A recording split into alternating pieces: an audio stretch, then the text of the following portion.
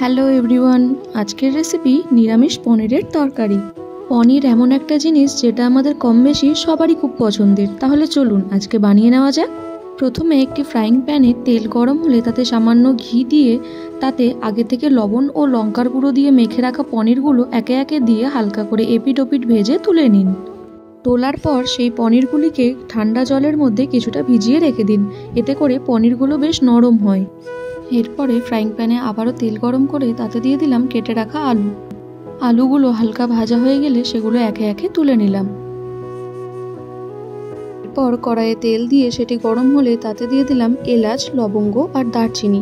সেটা সামান্য নেড়ে নিয়ে তাতে দিয়ে দিলাম কেটে রাখা টমেটো, সাথে অ্যাড করলাম আদা কুচি, তারপরে ধনে পাতা দিয়ে সমস্তটা ভালো করে নাড়িয়ে চাড়িয়ে নিয়ে তাতে দিয়ে দিলাম চার মগজ। আবারও সমস্তটা ভালো করে নেড়ে চেড়ে তাতে দিয়ে দিলাম কিছুটা কাজু। এরপরে সমস্তটা কিছুটা সময় নিয়ে ঢাকা দিয়ে সেদ্ধ করার মতো ভেজে নেব। ভাজা হয়ে এলে গ্যাসের ফ্লেমটা বন্ধ করে সমস্তটা একটি মিক্সিং জারে নিয়ে সেটার একটা স্মুথ পেস্ট বানিয়ে নিলাম। এরপরে একটি কড়াইয়ে তেজপাতা দিয়ে তাতে দিয়ে দিলাম গ্রাইন্ড করে রাখা সেই পেস্টটা। তাতে অ্যাড করলাম লবণ, হলুদ, লঙ্কার গুঁড়ো, জিরে গুঁড়ো, ধনে গুঁড়ো। এরপরে সমস্তটা ভালো করে মিশিয়ে নিতে হবে। কিছুটা মিশিয়ে নেওয়ার পর তাতে অ্যাড করলাম 1 চা চামচ চিনি।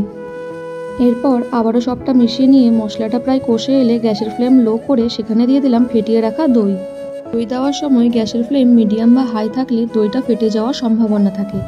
এরপর সমস্তটা ভালো করে মিশিয়ে নিয়ে নাড়তে থাকলাম। কিছুক্ষণ পর দেখলাম তেল ছেড়ে দিয়েছে।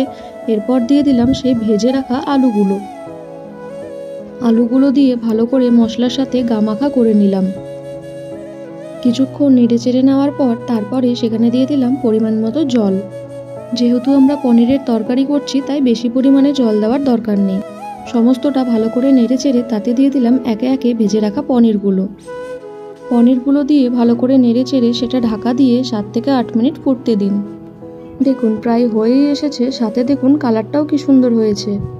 ব্যাস, নামানোর আগে কিছুটা পরিমাণে কাসুরি মেথি ছড়িয়ে গ্যাসের ফ্লেমটা বন্ধ করে ঢাকা দিয়ে 3 থেকে 4 মিনিট রেখে দিন। এরপরে নামিয়ে গরম গরম রুটি, নান বা ভাতের সাথে সার্ভ করুন। ভালো লাগলে লাইক করে চ্যানেলটি সাবস্ক্রাইব করে দেবেন। Thank you.